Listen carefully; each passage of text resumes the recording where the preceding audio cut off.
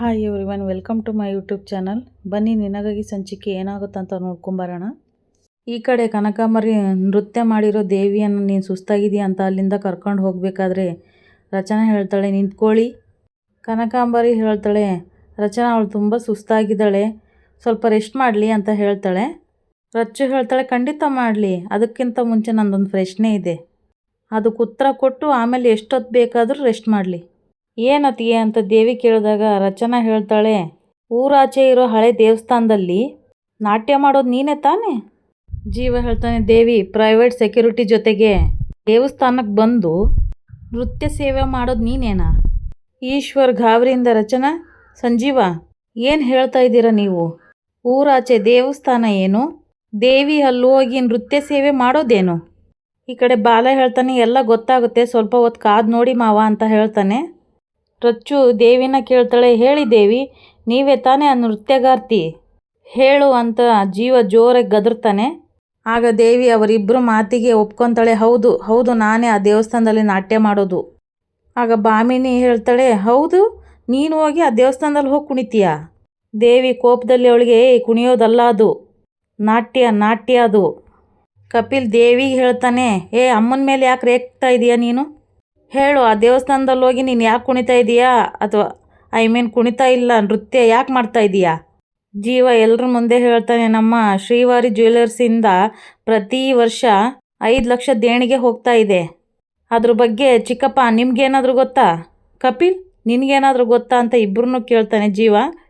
ರಚ್ಚು ಹೇಳ್ತಾಳೆ ಹಾಗಾದರೆ ಯಾರಿಗೂ ಗೊತ್ತಿರೋ ಹಾಗ್ದಾಗೆ ದೇವಸ್ಥಾನಕ್ಕೆ ದೇಣಿಗೆ ಹೋಗ್ತಾ ಇದೆ, ಸುಳ್ಳು ಹೇಳಿ ತಪ್ಪಿಸ್ಕೊಳ್ಳೋಕೆ ನೋಡಬೇಡ ಅಂತ ಜೀವ ಹೇಳಿದಾಗ ದೇವಿ ಹೇಳ್ತಾಳೆ ಅಣ್ಣ ನಾನು ಯಾಕೆ ಸುಳ್ಳು ಹೇಳಿ, ಹೌದು ದೇಣಿಗೆ ಕೊಡ್ತಾ ಇರೋದು ನಾನೇ. ಆಗ ಭಾಮಿನಿ ಕೇಳ್ತಾಳೆ ಅಲ್ಲ 5 ಲಕ್ಷ ದೇಣಿಗೆನಾ? ಅದು ಹಳೆ ದೇವಸ್ಥಾನಕ್ಕೆ ಅಲ್ಲ, ತಿಂಗಳು ಕೊನೆ ಆದರೆ 5 ಪೈಸೆಗೂ ಪರದಾಡ್ತಾ ಇರ್ತೀನಿ ನಾನು. ಚಿಕ್ಕಮ್ಮ ಖರ್ಚಿಗೆ ಇಟ್ಕೊಳ್ಳಿ ಅಂತ ಯಾವತ್ತೂ 5 ಪೈಸೆ ಕೊಟ್ಟವಳಲ್ಲ ನೀನು, ಅಂಥದ್ರಲ್ಲಿ ಅನಾಮತ್ತಾಗಿ 5 ಲಕ್ಷ ಕೊಡ್ತೀಯಾ? ಏನು ಕೊಡ್ತಾ ಇದ್ರಿ ಅಂತ ರಚನಾ ಕೇಳಿದಾಗ ದೇವಿ ಹೇಳ್ತಾಳೆ ನಮ್ಮ ಅಣ್ಣ ಸಂಜೀವನ್ಗೋಸ್ಕರ ಕೊಡ್ತಾ ಇದ್ದೆ. ನಮ್ಮನ್ನ ಬಿಟ್ಟು ಅವನು ವರ್ಷಗಟ್ಟಲೆ ದೂರ ಇದ್ದ, ಅವನನ್ನ ನೆನೆಸ್ಕೊಂಡು ದೊಡ್ಡಪ್ಪ ಯಾವಾಗಲೂ ಕೊರಗ್ತಾ ಇದ್ರು. ಹೇಗಾದರೂ ಅವ್ರ ಕೊರಗನ್ನ ದೂರ ಮಾಡಬೇಕು ಅಂತ ಅನ್ಕೊಂತಿರುವಾಗ ಒಬ್ಬ ಜ್ಯೋತಿಷ್ಯರು ಹೇಳಿದರು ಯಾವುದಾದ್ರೂ ದೇವಸ್ಥಾನಕ್ಕೆ ದೇಣಿಗೆ ಕೊಟ್ಟು ಏನಾದರೂ ಸೇವೆ ಮಾಡಬೇಕು ಅಂತ ಹೇಳಿದರು. ಅದರಲ್ಲೂ ಸೇವೆ ಮಾಡಿದರೆ ನಾವು ಅಂದ್ಕೊಂಡದ್ದು ನೆರವೇರುತ್ತೆ ಅಂತ. ನನಗೆ ಗೊತ್ತಿರೋದು ನಾಟ್ಯ ಮಾತ್ರ, ಅದಕ್ಕೆ ಅಲ್ಲೋಗಿ ನಾಟ್ಯ ಸೇವೆ ಮಾಡಿದೆ. ಅದ್ರ ಪರವಾಗಿ ಸಂಜೀವಣ್ಣ ಸಿಕ್ತ, ಈ ಮನೆಗೆ ವಾಪಸ್ಸು ಬಂದ. ಅದ್ರ ಜೊತೆಗೆ ದೊಡ್ಡಮ್ಮ ಆದಷ್ಟು ಬೇಗ ಹುಷಾರಾಗಲಿ ಅನ್ನೋ ಕೋರಿಕೆ ಕೂಡ ಇತ್ತು. ರಚ್ಚು ಮತ್ತೆ ಪ್ರಶ್ನೆ ಕೇಳೋಕ್ಕೆ ಶುರು ಮಾಡ್ತಾಳೆ ನೀವು ನಾಟ್ಯ ಮಾಡೋ ವಿಚಾರನ ಯಾಕೆ ಮನೆಗೆಲ್ಲ ಹೇಳಲಿಲ್ಲ? ಆಗ ದೇವಿ ಹೇಳ್ತಾಳೆ ನನಗೆ ಭರತನಾಟ್ಯಂ ಅಂದರೆ ತುಂಬ ಭಕ್ತಿ, ದೊಡ್ಡ ನಾಟ್ಯಕ್ಕೆ ಕಲಾವಿದೆ ಆಗಬೇಕು ಅಂತ ತುಂಬ ಆಸೆ ಪಟ್ಟಿದ್ದೆ. ಆದರೆ ಕೆಲವು ವರ್ಷಗಳ ನಡೆದ ಘಟನೆಯಿಂದ ನಾನು ನೃತ್ಯ ಮಾಡಬಾರ್ದು ಅಂತ ಬಂತು ಮನೆಯಲ್ಲಿ. ಅದ್ರ ಬಗ್ಗೆ ಮನೆಯವರಿಗೆ ಗೊತ್ತಾದರೆ ಮನೆಯವ್ರು ಬೇಜಾರು ಮಾಡ್ಕೊತಾರೆ ಅಂತಾನೆ ನಾನು ಇದನ್ನು ಹೇಳಲಿಲ್ಲ. ಆಗ ಕನಕಾಂಬರಿ ಹೇಳ್ತಾಳೆ ಇಷ್ಟಕ್ಕೂ ಅವಳು ಮಾಡ್ತಾ ಇರೋದು ಅದು ಅವಳಿಗೋಸ್ಕರ ಅಲ್ಲ, ಅವಳ ಸ್ವಾರ್ಥಕ್ಕೋಸ್ಕರನೂ ಅಲ್ಲ, ಪದ್ಮಜ ಅಕ್ಕನಿಗೋಸ್ಕರ, ಸಂಜೀವನ್ಗೋಸ್ಕರ, ಮನೆ ಒಳ್ಳೇದಕ್ಕೋಸ್ಕರ. ಈಶ್ವರ್ ಕೇಳ್ತಾರೆ ಈ ವಿಷಯ ನಿಮಗೂ ಗೊತ್ತಿತ್ತು, ಆದರೂ ಈ ವಿಷಯನ ನಮ್ಮಿಂದ ಮುಚ್ಚಿಟ್ರಿ. ಕನಕಾಂಬರಿ ಹೇಳ್ತಾಳೆ ಅದರಿಂದ ಯಾರಿಗೇನು ನಷ್ಟ ಆಗ್ತಾ ಇದೆ? ಮನೆ ಒಳತಿಗೋಸ್ಕರ ಈ ಮನೆ ಹೆಣ್ಮಗಳು ದೇವರಿಗೆ ಸೇವೆ ಸಲ್ಲಿಸೋದು ತಪ್ಪಾ ಅಂತ ಹೇಳಿದಾಗ ಜೀವ ಹೇಳ್ತಾನೆ ಚಿಕ್ಕಮ್ಮ ತಪ್ಪೇನೂ ಇಲ್ಲ, ಆದರೆ ಇದ್ರ ಬಗ್ಗೆ ಗೊತ್ತಿಲ್ಲ ಅನ್ನೋದೇ ಬೇಜಾರು. ಆಗ ದೇವಿ ಅಳ್ಕೊತ ಮಾತಾಡ್ಕೊತ ಅಣ್ಣನ ಸಿಂಪತಿ ತೊಗೋಬೇಕು ಅನ್ನೋಗೋಸ್ಕರ ಅಣ್ಣ ನಾನು ನನಗೋಸ್ಕರ ಏನೂ ಮಾಡ್ಕೊಂಡಿಲ್ಲ, ನೀನಾದರೂ ಪ್ಲೀಸ್ ನನ್ನನ್ನು ತಪ್ಪು ತಿಳ್ಕೊಬೇಡ. ಆಗ ಜೀವ ಹೇಳ್ತಾನೆ ಇಲ್ಲಮ್ಮ ದೇವಿ, ನಿನ್ನ ಬಗ್ಗೆ ನನಗೆ ಚೆನ್ನಾಗಿ ಗೊತ್ತಿದೆ, ಎಲ್ಲರೂ ಒಂದಾಗಿರಬೇಕು, ಅಪ್ಪನ ಆಸೆ ಪ್ರಕಾರ ಬದುಕಬೇಕು ಅಂತ ನಾನೆಷ್ಟು ಹಂಬಲಿಸ್ತೀನೋ ನೀನು ಅಷ್ಟೇ ಹಂಬಲಿಸ್ತೀಯ. ನಿನ್ನ ಬಗ್ಗೆ ನನಗೆ ಯಾವುದೇ ತಕರಾರಿಲ್ಲ ದೇವಿ, ಇನ್ಮೇಲೆ ದೇಣಿಗೆ ಕೊಡೋಂಗಿದ್ರೆ ಒಂದು ಮಾತು ಹೇಳ್ಕೊಡು, ಆಗ ಯಾವ ಕನ್ಫ್ಯೂಷನ್ಸು ಇರಲ್ಲ. ದೇವಿ ಹೇಳ್ತಾಳೆ ಥ್ಯಾಂಕ್ಸ್ ಅಣ್ಣ ಅಂತ ಕೈ ಮುಕ್ಕೊಂಡು ಕೇಳಬೇಕಾದ್ರೆ ಕನಕಾಂಬರಿ ಹೇಳ್ತಾಳೆ ದೇವಿ ಬಾ ಒಳಗಡೆ ಹೋಗೋಣ ಅಂತ ಕರೀತಾಳೆ. ಕನಕಾಂಬರಿ ದೇವಿ ಹೋಗಬೇಕಾದ್ರೆ ರಚನೆ ಹೇಳ್ತಾಳೆ 1 ನಿಮಿಷ, ಯಾರಿಗೂ ಗೊತ್ತಾಗದೇ ಇರೋ ಹಾಗೆ ದೇಣಿಗೆ ಕೊಟ್ರಿ ಒಳ್ಳೇದಕ್ಕೆ, ಯಾರಿಗೂ ಗೊತ್ತಾಗದೇ ಇರೋ ಹಾಗೆ ನೃತ್ಯ ಸೇವೆ ಮಾಡಿದ್ರಿ ಅದು ಒಳ್ಳೇದಕ್ಕೇನೆ, ಆದರೆ ನನ್ನ ಮೇಲೆ ಯಾಕೆ ಅಟ್ಯಾಕ್ ಮಾಡಿಸಿದ್ರಿ? ಈ ಕಡೆ ತೇಜ ಹಾಗೆ ನಿಧಿನ ತೋರಿಸ್ತಾರೆ. ಅಷ್ಟರಲ್ಲಿ ಆರತಿ ಬಂದು ಹೇಳ್ತಾಳೆ ರೀ ಅಕ್ಕನಿಗೆ ಗಂಜಿ ಕೊಡೋಣ ಅಂತ ಹೋಗಿದ್ದೆ, ಸದ್ಯ ಅವ್ರು ನಿದ್ದೆ ಮಾಡ್ತಾ ಇದ್ದಾರೆ ಅಂತ ಹೇಳ್ತಾಳೆ. ಆಗ ತೇಜ ಹೇಳ್ತಾನೆ ಅವರು ಸರಿಯಾಗಿ ನಿದ್ದೆ ಮಾಡಿ ಎಷ್ಟೋ ದಿನ ಆಯಿತು ಆರತಿ, ಅವ್ರಿಗೆ ಡಿಸ್ಟರ್ಬ್ ಮಾಡಬೇಡ ಅಂತ ಹೇಳಿದಾಗ ನಿಧಿ ಹೇಳ್ತಾಳೆ, ಡ್ಯಾಡ್ ಯಾಕೆ ಹೀಗೆ ಹೇಳ್ತಾ ಇದ್ದೀರಾ? ದೊಡ್ಡಮ್ಮನಿಗೆ ಏನಾಗಿದೆ? ಅವ್ರಿಗೇನಾದರೂ ಪ್ರಾಬ್ಲಮ್ ಇದೆಯಾ? ಐ ಮೀನ್ ನಿದ್ದೆ ಬರದೇ ಇರೋ ಕಾಯಿಲೆ ಅಂತ ಹೇಳಿದಾಗ ಆರತಿ ಹೇಳ್ತಾಳೆ, ಹಾಗೇನಿಲ್ವೇ, 1 ತಿಂಗಳ ಹಿಂದೆ ಅಂತ ಆರತಿ ಹೇಳಬೇಕಾದ್ರೆ ತೇಜ ಸನ್ನೆಯಿಂದ ಹೇಳಬೇಡ ಅಂತ ಹೇಳ್ತಾನೆ. ಅವರಿಬ್ಬರ ನಡವಳಿಕೆ ಗಮನಿಸಿದ ನಿಧಿ ಹೇಳ್ತಾಳೆ, ನಿಜಕ್ಕೂ ಏನಾದರೂ ಪ್ರಾಬ್ಲಮ್ ಇದ್ದರೆ ಹೇಳಿ ಡ್ಯಾಡ್, ಏನೋ ವಿಷಯ ನನ್ನಿಂದ ಮುಚ್ಚಿಡ್ತಾ ಇದ್ದೀರಾ ಅಂತ ನಿಧಿ ಹೇಳ್ತಾಳೆ. ತೇಜ ಹೇಳ್ತಾನೆ, ಅವ್ರಿಗೆ ಸ್ವಲ್ಪ ಡಿಪ್ರೆಷನ್ ಅಮ್ಮ, ರಚನಾ ಆ ಮನೇಲಿರೋದು ಸೇಫ್ ಅಲ್ಲ, ಅವಳಿಗೆ ಏನಾದರೂ ಆಗ್ಬಿಡುತ್ತೆ ಅಂತ ಹೆದರ್ಕೋತಾ ಇದ್ದಾರೆ. ನಿಧಿ ಹೇಳ್ತಾಳೆ, ಹೌದಾ, ಆ ಥರದ ಡೌಟು ದೊಡ್ಡಮ್ಮನಿಗೆ ಹೇಗೆ ಬಂತು? ಆರತಿ ಹೇಳ್ತಾಳೆ, ಯಾಕೆ ಅಂತ ಗೊತ್ತಿಲ್ವೇ, ಆದರೆ ಹೆದರ್ಕೊಳ್ತಾನೆ ಇದ್ದಾರೆ. ಅದಕ್ಕೆ ತಕ್ಕ ಹಾಗೆ ನೀನು ಬೇರೆ ಅದು ಯಾವುದೋ ರಿಪೋರ್ಟ್ ಬಗ್ಗೆ ಹೇಳಿದೀಯಾ. ಈಗ ನೋಡು ಅವರಿಗೆ ಜ್ವರನೇ ಬಂದಿದೆ ರೀ, ಪುರೋಹಿತರನ್ನ ಕರೆಸಿ ಒಂದು ಶಾಂತಿ ಹೋಮನ ಮಾಡಿಸೋಣ, ಆಗಲೇ ಅಕ್ಕ ಸರಿ ಹೋಗೋದು ಅಂತ ಹೇಳಿದಾಗ ಅಷ್ಟರಲ್ಲಿ ನಿಧಿ ಹೇಳ್ತಾಳೆ, ಅವರಿಗೆ ಬೇಕಾಗಿರೋದು ಹೋಮ ಅಲ್ಲ, ಒಳ್ಳೆ ಸೈಕಿಯಾಟ್ರಿಸ್ಟ್ ಡಾಕ್ಟರ್. ಆಗ ತೇಜ ಹೇಳ್ತಾನೆ ಮೆತ್ತಿಗೆ, ಅವ್ರಿಗೇನಾದರೂ ಕೇಳಿಸ್ಬಿಟ್ಟಿತ್ತು, ಅವ್ರ ಮುಂದೆ ಹೀಗೆಲ್ಲ ಹೇಳಕ್ಕೆ ಹೋಗಬೇಡ, ಬೇಜಾರು ಮಾಡ್ಕೋತಾರೆ ಅಂತ ಹೇಳಿದಾಗ ನಿಧಿ ಹೇಳ್ತಾಳೆ, ಅವ್ರು ಬೇಜಾರು ಮಾಡ್ಕೊಳ್ತಾರೆ ಅಂತ ಅವ್ರನ್ನ ಟ್ರೀಟ್ ಮಾಡದೆ ಹಾಗೆ ಬಿಟ್ಟರೆ ಕಾಯಿಲೆ ಇನ್ನೂ ಜಾಸ್ತಿ ಆಗುತ್ತೆ. ಆರತಿ ಕೋಪದಿಂದ ಹೇಳ್ತಾಳೆ, ಮಾತಿಗೊಂದ್ಸಲ ಕಾಯಿಲೆ ಕಾಯಿಲೆ ಅಂತ ಹೇಳಬೇಡ, ಅಕ್ಕನಿಗೆ ಯಾವ ಕಾಯಿಲೆ ಇಲ್ಲ, ಅವ್ರು ಚೆನ್ನಾಗಿದ್ದಾರೆ, ಅವರಿಗೆ ಯಾವ ಟ್ರೀಟ್ಮೆಂಟು ಬೇಕಾಗಿಲ್ಲ ಅಂತ ಹೇಳಿ ಆರತಿ ಅಲ್ಲಿಂದ ಹೊರಟೋಗ್ತಾಳೆ. ಆಗ ನಿಧಿ ತಾನು ಮಾತಾಡ್ಕೊತಾಳೆ, ದೊಡ್ಡಮ್ಮ ಅಂದರೆ ಅಮ್ಮ ಎಮೋಷ್ನಲ್ ಆಗಿಬಿಡ್ತಾಳೆ, ಎಷ್ಟೇ ಆಗಲಿ ಅಕ್ಕ ಅಲ್ವಾ. ಅಕ್ಕ ಅಂದಿದ ತಕ್ಷಣ ರಚನಾ ಕೊಟ್ಟಿರೋ ಔಷಧಿ ಬಾಟಲ್ನ ನೆನಪು ಮಾಡ್ಕೊತಾಳೆ ನಿಧಿ. ಅಯ್ಯೋ, ಆ ಔಷಧಿ ಬಗ್ಗೆ ಅಕ್ಕನಿಗೆ ಹೇಳಿಲ್ವಲ್ಲ, ದೊಡ್ಡಮ್ಮ ಹೇಳೋದು ಬೇಡ ಅಂತ ಹೇಳಿದ್ದಾರೆ, ಏನು ಮಾಡೋದು ಅಂತ ಯೋಚನೆ ಮಾಡ್ತಾಳೆ. ನಾನೊಬ್ಳು ಫ್ಯೂಚರ್ ಡಾಕ್ಟರ್, ಒಬ್ಬರನ್ನ ಡ್ಯಾಮೇಜ್ ಮಾಡೋ ಥರ ಮೆಡಿಸನ್ ಯೂಸ್ ಆಗ್ತಾ ಇದ್ರೆ ಅದನ್ನು ಕನ್ಸರ್ನ್ ಪರ್ಸನ್ಗೆ ಹೇಳಲೇಬೇಕು. ಆ ಮನೇಲಿ ಪಾಪ ಈ ಮೆಡಿಸನ್ನಿಂದ ಯಾರು ಸಫರ್ ಆಗ್ತಾ ಇದ್ದಾರೋ ಅಂತಂದು ಫೋನ್ ಮಾಡ್ತಾಳೆ. ಫೋನ್ ಎತ್ತೋದಿಲ್ಲ ರಚನಾ, ಬಿಡು ಕಾಲ್ ಬ್ಯಾಕ್ ಮಾಡ್ತಾಳೆ ಅಂತ ಸುಮ್ಮನಾಗ್ಬಿಡ್ತಾಳೆ. ಮತ್ತೆ ಈ ಕಡೆ ಈಶ್ವರ್ ಹೇಳ್ತಾರೆ, ರಚನಾ ಏನು ಹೇಳ್ತಾ ಇದೀಯಮ್ಮ ನೀನು, ಇನ್ಮೇಲೆ ದೇವಿ ಅಟ್ಯಾಕ್ ಮಾಡಿಸಿದ್ಲ? ರಚನಾ ಹೇಳ್ತಾಳೆ, ಹೌದು ಮಾವ. ಭಾಮಿನಿ ಹೇಳ್ತಾಳೆ, ಅಯ್ಯೋ ದೇವ್ರೆ, ನನಗೆ ತಲೆ ಸುತ್ತ ಬರ್ತಾ ಇದೆ, ಏನು ನಡೀತಾ ಇದೆ ಈ ಮನೆಯಲ್ಲಿ? ರಚನಾ ಹೇಳ್ತಾಳೆ, ಮಾವ, ನಮ್ಮ ಕಂಪ್ನಿ ಅಕೌಂಟಿಂದ ದೇವಸ್ಥಾನದ ಅಕೌಂಟಿಗೆ ದೇಣಿಗೆ ಹೋಗ್ತಾ ಇದೆ ಅಂತ ಗೊತ್ತಾದ ತಕ್ಷಣ ನಾನು ನಿಮ್ಮ ಮಗನು ಆ ದೇವಸ್ಥಾನ ಹತ್ರ ಹೋದ್ವಿ. ವಿಚಾರಿಸ್ದಾಗ ಗೊತ್ತಾಯ್ತು, ಅಲ್ಲೊಬ್ಬ ಹೆಣ್ಮಗಳು ಬಂದು ನೃತ್ಯ ಮಾಡ್ತಾಳೆ, ದೇಣಿಗೆ ಕೊಡ್ತಾಳೆ ಅಂತ.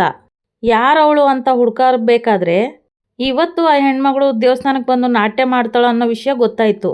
ನಾನು ಅವಳನ್ನ ಹಿಡಿಬೇಕು ಅಂತ ಪ್ರಯತ್ನ ಪಟ್ಟೆ, ಆದರೆ ಅವಳು ತಪ್ಪಿಸ್ಕೊಂಡು ಹೋಗ್ಬಿಟ್ಲು. ಅವಳನ್ನ ಚೇಸ್ ಮಾಡಿಕೊಂಡು ಹಿಂದೆಯಿಂದ ಹೋಗುವಾಗ ನನ್ನ ಹಿಂದೆ ಬಂದು ತಲೆಗೆ ಯಾರೋ ಚೆನ್ನಾಗಿ ಹೊಡೆದ್ರು, ನಾನು ಪ್ರಜ್ಞೆ ತಪ್ಪಿ ಬಿದ್ದುಬಿಟ್ಟೆ.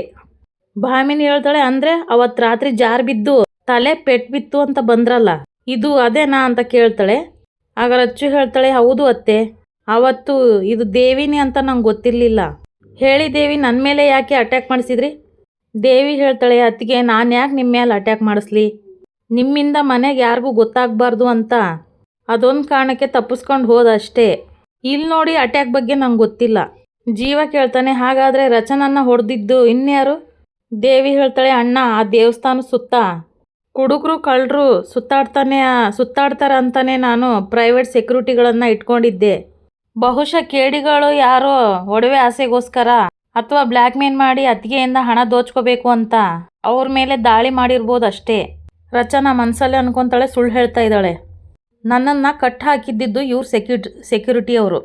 ಅದನ್ನು ಹೇಳಿದರೆ ಜೀವ ಕೋಪ ಮಾಡಿಕೊಂಡು ದೇವಿನ ಹೊಡೆದೇ ಬಿಡ್ತಾರೆ. ಆಮೇಲೆ ನಾನು ಸಾಕಷ್ಟು ವಿಷಯಗಳನ್ನು ಕಂಡುಹಿಡಿಯೋದಕ್ಕೆ ಅದು ತಡೆಗೋಡೆ ಹಾಕ್ಬೋದು. ಅದು ಅಲ್ಲದೆ ಅಮ್ಮನ್ನ ಹೆದರ್ಸ್ತಾ ಇರೋದು ಇವಳೆ ಅಂತ ನನಗೆ ಗೊತ್ತಾಗ್ತಾ ಇದೆ. ಅದ್ರ ಹಿಂದಿನ ಕಾರಣನೂ ನಾನು ತಿಳ್ಕೋಬೇಕು. ಗಲಾಟೆ ಹೆಚ್ಚಾದಷ್ಟು ನಾನು ಸತ್ಯದಿಂದ ದೂರ ಆಗ್ಬಿಡ್ತೀನಿ. ಅಷ್ಟರಲ್ಲಿ ಜೀವ ಹೇಳ್ತಾನೆ, ರಚನಾ, ಯಾರೋ ಕಳ್ಳರು ದಾಳಿ ಮಾಡಿರ್ಬೋದಂತ ದೇವಿ ಹೇಳ್ತಾ ಇದ್ದಾಳಲ್ಲ. ರಚನಾ ಹೇಳ್ತಾಳೆ, ಇರ್ಬೋದು, ಯೋಚನೆ ಮಾಡ್ತಾ ಇದ್ರೆ ನನಗೂ ಅದೇ ಡೌಟ್ ಬರ್ತಾ ಇದೆ. ಆಗ ಕನಕಾಂಬರಿ ಹೇಳ್ತಾಳೆ, ವಿವರಣೆ ಎಲ್ಲ ಮುಗೀತಾ, ಹೊರಡ್ಬೋದು ಅವಳು ಅಂತ ಹೇಳಿದಾಗ ರಚನೆ ಹೇಳ್ತಾಳೆ, ಇರಿ ಅತ್ತೆ, ಯಾಕಷ್ಟು ಅವಸರ? ದೇವಿಗಿನ್ನೂ ಶಿಕ್ಷೆನೇ ಆಗಿಲ್ಲ. ಈ ಮನೆಯಲ್ಲಿ ಯಾರು ತಪ್ಪು ಮಾಡಿದ್ರು ಶಿಕ್ಷೆ ಅನ್ನೋ ನಿಯಮ ಇದೆ ತಾನೆ. ದೇಣಿಗೆ ಕೊಟ್ಟು ಸೇವೆ ಸಲ್ಲಿಸ್ತಾ ಇದ್ದದ್ದು ಒಳ್ಳೆ ಉದ್ದೇಶಕ್ಕೆ, ಆದರೂ ಮನೆಯವರಿಗೂ ಗೊತ್ತಿಲ್ಲದೆ ಮಾಡ್ತಾ ಇದ್ದದ್ದು ತಪ್ಪು ತಾನೆ. ಆಗ ಈಶ್ವರ್ ಹೇಳ್ತಾನು, ತಪ್ಪೇ, ಶಿಕ್ಷೆ ಆಗಲೇಬೇಕು. ಈ ಕಡೆ ಕನಕಾಂಬರಿ ಹೇಳ್ತಾಳೆ, ಅಳ್ರಪ್ಪ, ಅವಳಿಗೋಸ್ಕರ ಏನು ಮಾಡಿಲ್ಲ. ಅಷ್ಟರಲ್ಲಿ ಬಾಲ ಹೇಳ್ತಾನೆ, ರಚನಾನು ಶೂಟಿಂಗ್ ಹೋಗಿದ್ದು ಅದು ಅವ್ರಿಗೋಸ್ಕರ ಅಲ್ಲ, ಒಬ್ಬ ಪ್ರೊಡ್ಯೂಸರ್ನ ಉಳಿಸೋದಕ್ಕೋಸ್ಕರ ಅವ್ರು ಹೋಗಿದ್ದು. ಆಗ ಕಪಿಲ್ ಹೇಳ್ತಾನೆ, ಹೌದು, ರೂಲ್ಸ್ ಅಂದರೆ ಎಲ್ರಿಗೂ ಒಂದೇ, ಶಿಕ್ಷೆ ಅನುಭವಿಸ್ಲೇಬೇಕು. ಆಗ ದೇವಿ ಹೇಳ್ತಾಳೆ, ನೀವೆಲ್ಲ ಏನು ಶಿಕ್ಷೆ ಕೊಟ್ರು ನಾನು ಅದನ್ನು ಸ್ವೀಕರಿಸೋಕ್ಕೆ ತಯಾರಿದ್ದೀನಿ ಹೇಳಿ ಅಂತ ದೇವಿ ಹೇಳಿದಾಗ ರಚನಾ ಹೇಳ್ತಾಳೆ, ನೀವು ಮಾಡಿರೋದು 2 ತಪ್ಪು. ದೇಣಿಗೆ ಕೊಟ್ಟಿರೋದು, ನೃತ್ಯ ಮಾಡಿರೋದು. ಮೊದಲನೇ ಶಿಕ್ಷೆಯಾಗಿ ಮನೆ ನಿಯಮನ ಮೀರಿ ನೀವು ಡ್ಯಾನ್ಸ್ ಮಾಡಿರೋದಕ್ಕೆ ಇನ್ನು 1 ವಾರ ನೀವು ಗೆಜ್ಜೆ ಕಟ್ಟೋ ಹಾಗಿಲ್ಲ. ಆ ಗೆಜ್ಜೆಗಳನ್ನ ಬಿಚ್ಕೊಡಿ. ಶಿಕ್ಷೆ ಕಾಲ ಮುಗಿಯೋ ತನಕ ಆ ಗೆಜ್ಜೆಗಳು ನನ್ನ ಹತ್ರ ಇರುತ್ತೆ. ರಾಣನ್ ತೋರಿಸ್ತಾರೆ ಈ ಕಡೆ. ಅಷ್ಟರಲ್ಲಿ ಯಾವ ಫ್ರೆಂಡ್ ಬಂದಿರ್ತಾನೆ. ಸ್ವೀಟ್ ತಂದಿದ್ದೀರಾ ಅಂತ ಕೇಳಿದಾಗ ಸದ್ಯದ ಪರಿಸ್ಥಿತಿಲಿ ಸ್ವೀಟ್ ಸಿಗ್ತಾ ಇಲ್ಲ ಅಂತ ರಾಣ ಹೇಳ್ತಾನೆ. ಅದಕ್ಕೆ ನಾನು ನಿಮ್ಮ ಅಮೌಂಟ್ನ ವಾಪಸ್ ಕೊಟ್ಬಿಡ್ತೀನಿ. ಆ ಫ್ರೆಂಡು ದುಡ್ಡನ್ನ ಇಸ್ಕೊಂಬಿಟ್ಟು ಎಣಸಿ, ಏನಿದು 5 ಲಕ್ಷ ಇದೆ, ನಾವು ನಿಮಗೆ ಕೊಟ್ಟಿರೋದು 50 ಲಕ್ಷ. ಆಗ ರಾಣ ಹೇಳ್ತಾನೆ, ಸರ್ ನಿಧಾನಕ್ಕೆ ಕೊಟ್ಬಿಡ್ತೀನಿ ಸರ್. ಆಗ ಫ್ರೆಂಡ್ ಹೇಳ್ತಾನೆ, ನಿಧಾನಕ್ಕೆ ಕೊಟ್ಬಿಡ್ತೀರಾ? ಹಲೋ ಬಾಸ್, ನಾನು ನಿಮ್ಮ ಹತ್ರ ಚಂದ ವಸೂಲಿ ಮಾಡೋಕ್ಕೆ ಬಂದಿಲ್ಲ, ನಿಧಾನಕ್ಕೆ ಕೊಡ್ತೀನಿ ಅನ್ನೋಕೆ. ಒಂದು ಗೋಲ್ಡ್ ಕೊಡಬೇಕು ಅಥವಾ ಫುಲ್ ಪೇಮೆಂಟ್ ಸೆಟಲ್ ಮಾಡಬೇಕು, ಅದು ಬಡ್ಡಿ ಸಮೇತ. ರಾಣ ಹೇಳ್ತಾನೆ, ಬಡ್ಡಿನಾ ಅಂತ. ಆಗ ಫ್ರೆಂಡ್ ಹೇಳ್ತಾನೆ, ಫ್ರೀಯಾಗಿ ಕೊಡೋಕ್ಕೆ ನೀನೇ ನನ್ನ ಬಾಮೈದನ? ಈ 5 ಲಕ್ಷ ನಾನು ತಗೊಂಡೋಗಿ ನಮ್ಮ ಬಾಸಕ್ಕೆ ಕೊಟ್ರೆ ಇದೇನಾ ನೀನು ವ್ಯವಹಾರ ಮಾಡೋದು ಅಂತ ನನಗೆ ಉಗಿತಾರೆ. ಫುಲ್ ಅಮೌಂಟ್ನ ಸೆಟ್ಲ್ ಮಾಡಿ ಅಂತ ಫ್ರೆಂಡ್ ಹೇಳಿದಾಗ ರಾಣ ಹೇಳ್ತಾನೆ, ಸರ್ ನನ್ನ ಹತ್ರ ಅಷ್ಟೊಂದು ದುಡ್ಡು ಇದ್ದಿದ್ರೆ ನಿಮ್ಮ ಹತ್ರ ಬೈಸ್ಕೊಂಡು ನಾನು ಸುಮ್ಮನೆ ಕೂರ್ತಾ ಇದ್ನಾ? ನಾನು ತುಂಬ ಪ್ರಾಬ್ಲಮಲ್ಲಿ ಇದ್ದೀನಿ ಸರ್. ಈ 5 ಲಕ್ಷನ ಅರೇಂಜ್ ಮಾಡೋದಕ್ಕೆ ನಾನು ತುಂಬ ಕಷ್ಟಪಟ್ಟಿದ್ದೀನಿ. ನನಗೆ ಸ್ವಲ್ಪ ದಿನ ಟೈಮ್ ಕೊಡಿ, ಹೇಗಾದರೂ ಮಾಡಿ ಅಡ್ಜಸ್ಟ್ ಮಾಡ್ತೀನಿ ಪ್ಲೀಸ್ ಅಂತ ಕೇಳ್ಕೊತಾನೆ. ಇದು ಒಂದ್ಸಲ ಎಕ್ಸ್ಕ್ಯೂಸ್ ಕೊಡಿ ಅಂತ ಹೇಳಿದಾಗ ಫ್ರೆಂಡ್ ಹೇಳ್ತಾನೆ, ಭಾಳ ವರ್ಷಗಳಿಂದ ನನ್ನ ಹತ್ರ ವ್ಯವಹಾರ ಮಾಡ್ತಾ ಇದ್ದೀರಾ, 15 ದಿವಸ ಟೈಮ್ ಕೊಡ್ತೀನಿ, ಅಷ್ಟರೊಳಗೆ ಕ್ಲಿಯರ್ ಮಾಡಿ ಅಂತ ಹೇಳಿ ಅಲ್ಲಿಂದ ಹೋಗ್ತಾನೆ. ಆಗ ರಾಣ ಹೇಳ್ತಾನೆ, ಸಂಜೀವ ವಾಪಸ್ ಬರ್ದೇನೆ ಇದ್ದಿದ್ರೆ ಇವನಿಗೆ ಆ ಬಂಗಾರನ ಎಸ್ತು ಉಗಿದ್ಬಿಟ್ಟು ಕಳಿಸ್ತಾ ಇದ್ದೆ. ಆದರೆ ಏನು ಮಾಡೋದು, ಆ ಸಂಜೀವ ಬಂದು ಎಲ್ಲ ಹಾಳು ಮಾಡಿಬಿಟ್ನಲ್ಲ. ಸಂಜೀವ ಮುಟ್ಟು ನೋಡ್ಕೊಳ್ಳೋ ರೀತಿ ಕೊಡ್ತೀನೋ ಕಣೋ ನಿನಗೆ ಅಂತ ಹೇಳ್ತಾನೆ. ಈ ಕಡೆ ರಚನಾ ಕೊಡಿ ಅಂತ ಗೆಜ್ಜೆನ ಕೇಳಿದಾಗ ದೇವಿ ಒಲ್ಲದ ಮನಸ್ಸಿನಿಂದ ಅದನ್ನು ಬಿಚ್ಚಿ ಅವಳ ಕೈಗೆ ಒಪ್ಪಿಸ್ತಾಳೆ. ಬಾಲ ಹೇಳ್ತಾನೆ, ನಾಟ್ಯ ಮಾಡಿದ್ದಕ್ಕೆ ಶಿಕ್ಷೆ ಆಯಿತು, ಇನ್ನು ದೇಣಿಗೆ ಕೊಟ್ಟಿದ್ದಕ್ಕೆ? ಜೀವ ಹೇಳ್ತಾನೆ, ಬಾಲ ಅದು ಮನೆ ಮಂದಿ ಒಳ್ಳೇದಕ್ಕಲ್ವೇನೋ? ಈಶ್ವರ್ ಹೇಳ್ತಾನೆ, 5 ಲಕ್ಷ ಹಣ ಕಡಿಮೆ ಏನೋ ಸಂಜೀವ, ಅದನ್ನು ದುಡಿಬೇಕಾದ್ರೆ ನಾವು ಗಂಟಲು ಹರ್ಕೊಂಡು ಅದು ಎಷ್ಟು ಒಡವೆಗಳನ್ನು ಜನರಿಗೆ ಮಾರಬೇಕಾಗುತ್ತೆ ಗೊತ್ತಾ? ಆಗ ರಚ್ಚು ಹೇಳ್ತಾಳೆ, ಆ ದುಡಿಮೆ ಬೆಲೆ ಗೊತ್ತಾಗಬೇಕು ಅಂದರೆ ಅಟ್ಲೀಸ್ಟ್ 1 ದಿನ ಆದರೂ ಕೆಲ್ಸಕ್ಕೆ ಹೋಗಿ ದುಡಿದು ಸಂಪಾದನೆ ಮಾಡಿ ನಮಗೆ ತಂದುಕೊಡ್ಬೇಕು. ನಾನಾ ಅಂತ ದೇವಿ ಗಾಬರಿಯಿಂದ ಕೇಳ್ತಾಳೆ. ಕನಕಾಂಬರಿ ಹೇಳ್ತಾಳೆ, ಏನು ನನ್ನ ಮಗಳು ಕೆಲ್ಸಕ್ಕೆ ಹೋಗ್ಬೇಕಾ? ಅದೆಲ್ಲ ಆಗಲ್ಲ, ನಾನು ಒಪ್ಪಲ್ಲ ಅಂತ ಹೇಳಿದಾಗ ಕಪಿಲ್ ಹೇಳ್ತಾನೆ, ನಾನು ಒಪ್ಪಿರಲಿಲ್ಲ, ಆದರೆ ಶಿಕ್ಷೆ ಅನುಭವಿಸ್ದೆ ತಾನೇ? ಅಷ್ಟರಲ್ಲಿ ಭಾಮಿನಿ ಹೇಳ್ತಾಳೆ, ಅಲ್ವಾ ಮತ್ತೆ, ರೂಲ್ಸ್ ಅಂದರೆ ರೂಲ್ಸು. ದೇವಿ ಹೇಳ್ತಾಳೆ, ಸರಿ ಆಯಿತು, ನಾನು ಕೆಲ್ಸಕ್ಕೆ ಹೋಗಿ ಬರ್ತೀನಿ. ಈಶ್ವರ್ ಹೇಳ್ತಾನೆ, ಅಂದರೆ ಇವತ್ತೇ ಕೆಲ್ಸಕ್ಕೆ ಹೋಗ್ತೀಯಾ? ಅಷ್ಟರಲ್ಲಿ ಕನಕಾಂಬರಿ ಹೇಳ್ತಾಳೆ, ಇವತ್ತು ಬೇಡ, ಅವಳು ತುಂಬ ಟಯರ್ಡ್ ಆಗಿದ್ದಾಳೆ, ನಾಳೆ ಬೇಕಾದರೆ ಹೋಗಲಿ. ಏನು ಸಂಜೀವ ಅಂತ ಹೇಳಿದಾಗ ಜೀವ ಹೇಳ್ತಾನೆ, ದೇವಿ ಕೆಲ್ಸಕ್ಕೆ ಹೋಗೋದು ನನಗಿಷ್ಟ ಇಲ್ಲ, ಆದರೂ ಮನೆ ನಿಯಮ ಅಂತ ಒಪ್ಪಿದ್ದೀನಿ, ನಾಳೆನೇ ಹೋಗಲಿ. ದೇವಿ ಕೆಲ್ಸಕ್ಕೆ ಹೋಗಲಿ ಅಂತ ಮನೆಯವರೆಲ್ಲ ಒಪ್ಪಿಗೆ ಕೊಡ್ತಾರೆ. ಅಷ್ಟರಲ್ಲಿ ಮನಸ್ಸಲ್ಲಿ ರಚನಾ ಅನ್ಕೊತಾಳೆ, ದೇಣಿಗೆ, ದೇವಸ್ಥಾನದಲ್ಲಿ ವಿಕಾರವಾದ ಡಾನ್ಸು, ಯಾಕು ಅಮ್ಮನ ಬ್ಲ್ಯಾಕ್ ಮೇಲು, ಬಹಳಷ್ಟು ವಿಷಯಗಳಿದೆ ನಿನ್ನಿಂದೆ. ಹೊರ ಜಗತ್ತಿಗೆ ಕಾಣೋ ಮುಖ ಒಂದಾದರೆ ಕಾಣದೇ ಇರೋ ಮುಖ ಇನ್ನೊಂದಿದೆ ನಿನಗೆ. ಇಷ್ಟರಲ್ಲಿ ಎಲ್ಲನೂ ಬಯಲು ಮಾಡ್ತೀನಿ. ಅಷ್ಟರಲ್ಲಿ ದೇವಿನೂ ಮನಸ್ಸೊಳಗೆ ಅನ್ಕೊತಾಳೆ, ನನ್ನ ತಂಟೆಗೆ ಬಂದಿರೋದಕ್ಕೆ ನಿನ್ನ ತಲೆಗೆ ರಾಡೇಟ್ ಬಿತ್ತು ನಿನಗೆ, ಅಂಥದ್ರಲ್ಲಿ ಇವತ್ತು ಎಲ್ಲರ ಎದುರಿಗೆ ನನ್ನನ್ನು ತಲೆ ತಗ್ಸೋ ಥರ ಮಾಡಿದೀಯಾ. ಶಿಕ್ಷೆ ಕೊಟ್ಟಿದೀಯ ಅಂದಮೇಲೆ ಅದ್ರ ಪರಿಣಾಮ ಎಷ್ಟು ಭಯಂಕರವಾಗಿರುತ್ತೆ ಅಂತ ಇಷ್ಟರಲ್ಲಿ ನಿನಗೆ ಗೊತ್ತಾಗುತ್ತೆ ಅಂತ ಮನಸ್ಸಲ್ಲಿ ಅನ್ಕೊತಾಳೆ. ಇಲ್ಲಿಗೆ ಈ ಸಂಚಿಕೆ ಮುಗಿಯುತ್ತೆ. ಯಾರೆಲ್ಲ ನನ್ನ ಚಾನಲ್ ನೋಡ್ತಾ ಇದ್ರು ದಯವಿಟ್ಟು ಸಬ್ಸ್ಕ್ರೈಬ್ ಮಾಡ್ಕೊಳ್ಳಿ, ಹಾಗೆ ಒಂದು ಲೈಕ್ ಶೇರ್ ಮಾಡಿ. ವಿಡಿಯೋ ನೋಡಿದ್ದಕ್ಕಾಗಿ ಧನ್ಯವಾದಗಳು.